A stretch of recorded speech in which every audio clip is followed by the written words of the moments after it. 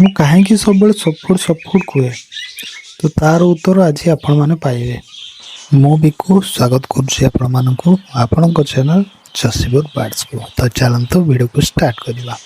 ତ ଦେଖନ୍ତୁ ଭାଇମାନେ, ମୁଁ ଅଛି ଏବେ ଆମର ଫିଞ୍ଚ କେଜ୍ରେ ପାଖରେ, ଆଉ ଏମାନଙ୍କ ପାଇଁ କିଛି ସଫୁଡ଼ ଆଣିଛି। ଏଇ ସଫୁଡ଼ରେ ମିଶିଛି ଆମର ମୁଗ, ଗହମ, ବୁଟ ସବୁ ଅଛି ମିକ୍ସ କରିକି ଦେବା ଚଢ଼େଇମାନଙ୍କ ପାଇଁ। ଏମାନେ ବି ସମସ୍ତେ ବହୁତ ସୁନ୍ଦର ଖାଉଛନ୍ତି।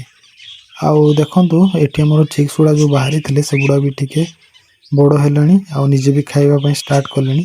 କିନ୍ତୁ ମୋ ପାଖରେ ଏବେ କେଜ୍ରୁ ଟିକେ ସର୍ଟେଜ୍ ଅଛି, ତ ସେଥିପାଇଁ ମୁଁ ଏମାନଙ୍କୁ ସିଫ୍ଟ କରିପାରୁନି। ବହୁତ ଜଲ୍ଦି କେଜ୍ ଆଣିକି ସିଫ୍ଟ କରିବା। ତ ଏଇଟା ଦେଖନ୍ତୁ ଗୋଟେ କେଜ୍ଟା, ଏଇଠିରେ ତ ମୁଁ କକଟେଲ୍ ରଖିଛି। କକଟେଲ୍ ପାଖରେ ଯେଉଁ କେଜ୍ଟା ଏଇଥିରେ ସିଫ୍ଟ କରି ଭାବୁଛି, କିନ୍ତୁ ତାପରେ ପୁଣି ସେ ଆମର ବଜେଟ୍କୁ ବି ସିଫ୍ଟ କରିବା ପାଇଁ ପଡ଼ିବ। ତ ଚାଲନ୍ତୁ ଏବେ ଟପିକ୍ ଉପରକୁ ଯିବା କି ମୁଁ କାହିଁକି ସଫୁଡ଼ ହୁଏ। ମୋର ନିଜର ଏକ୍ସପିରିଏନ୍ସ ମୁଁ ଆଜି କହିବି ଯେ ମୁଁ ତ ସଫୁଡ଼ ନ ଦେଉଥିଲି କ'ଣ ହେଉଥିଲା, ସଫୁଡ଼ ଦେଉଛି ଏବେ କ'ଣ ହେଉଛି। ତ ଆକ୍ଚୁଆଲି ମୁଁ ବାହାରେ ରୁହେ, ତ ଏବେ ମୁଁ ଆସିଛି ଘରକୁ ପାଖାପାଖି ମାସେ ପାଖାପାଖି ହେଇଯିବ। ତ ଏବେ ମୁଁ ସଫୁଡ଼ ବାର୍ଡ଼ସମାନଙ୍କୁ ଦେଉଛି।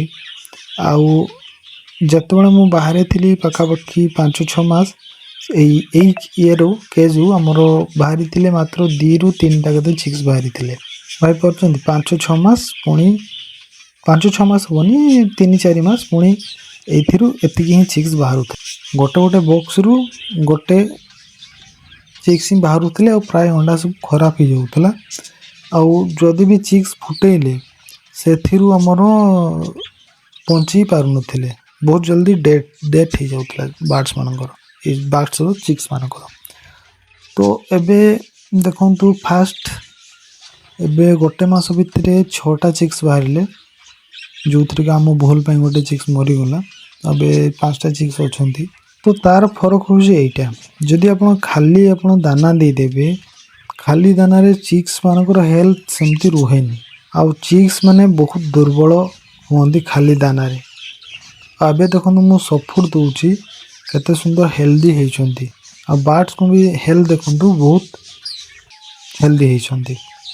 ଆଉ ମୋତେ ଲାଗୁଛି ମୁଁ ହେଇଯିବ 5-6 ଦିନ ଚେକ୍ କରିନଥିଲି ମଟକି, ତ ଆଜି ସବୁ ମଟକିମାନଙ୍କୁ ବି ଚେକ୍ କରିଦେବା। ଆଉ ଆପଣମାନଙ୍କୁ ଦେଖାଉଛି କେଉଁ ହାଣ୍ଡିରେ କେତେ ଚିକ୍ସ ଅଛନ୍ତି, କେଉଁଠି କେତେ କ'ଣ ବାହାରିବେ। ଏଇଠି ଦେଖନ୍ତୁ, ଏଠି ପ୍ରାୟ ସବୁ ହାଣ୍ଡିରେ କବ୍ଜା କଲେଣି ତାଙ୍କର। ଫାଷ୍ଟ ଏଠି ଦେଖିବା, ଏଠି ବି 3ଟା ଏଠି ବି 3ଟା ଅଣ୍ଡା ଅଛି। ଆଉ ଏଠି ଗୋଟେ ଅଣ୍ଡା, ଏଇଟା ବୋଧେ ଖରାପ ହେଇଯାଇଛି। ତାପରେ ପୁଣି ଯିବା, ଏଠି 2ଟା ଅଣ୍ଡା ଅଛି। ତାପରେ ସେପଟକୁ ତ ଆମେ ପହଞ୍ଚି ପାରିବାନି, ଆର ସାଇଡ଼କୁ ଯାଇକି ଦେଖିବା ପାଇଁ ପଡ଼ିବ।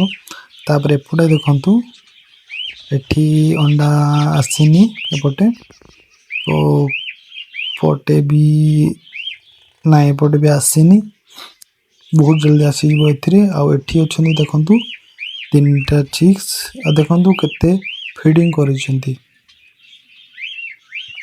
ପୁରା ଭରିକି ଫିଡ଼ିଂ ହେଇଛି। ଆଉ ଏଥିରେ ବି ଗୋଟେ ଅଣ୍ଡା ଅଛି। ଆଉ ଏପଟେ ଅଣ୍ଡା ନାହିଁ, କିନ୍ତୁ ଏପଟେ ବି ଆସିଯିବ, କାହିଁକିନା ଏପଟେ ଫିମେଲ୍ ବସୁଛି। ତ ଦେଖିପାରୁଥିବ ଭାଇ, ଆପଣଙ୍କ ସାମ୍ନାରେ ରହିଲା ଫରକ ସଫୁଡ଼ ଦେବାର। ତ ଏଇ ଜିନିଷଟା ମୁଁ ଆଜି ଆପଣମାନଙ୍କୁ ଦେଖାଇବା ପାଇଁ ଚାହୁଁଥିଲି। ଆଇ ହୋପ୍ ଏ ଭିଡ଼ିଓଟି ଆପଣମାନଙ୍କୁ ଭଲ ଲାଗିଥିବ। ଆଉ ଭିଡ଼ିଓ ଭଲ ଲାଗିଥିଲେ ଗୋଟେ ଲାଇକ୍ କରିବେ। ଆଉ କମେଣ୍ଟରେ ଯଦି ଆପଣ କିଛି ସଜେସନ୍ ଦେବା ପାଇଁ ଚାହୁଁଛନ୍ତି, ଆମକୁ କମେଣ୍ଟରେ ନିହାତି ସଜେସନ୍ ଦେଇପାରିବେ। ତ ଏତିକିରେ ରହିଲୁ, ପୁଣି ଦେଖାଗଲା ଆଉ ଗୋଟେ ଭିଡ଼ିଓରେ। ତ ନମସ୍କାର।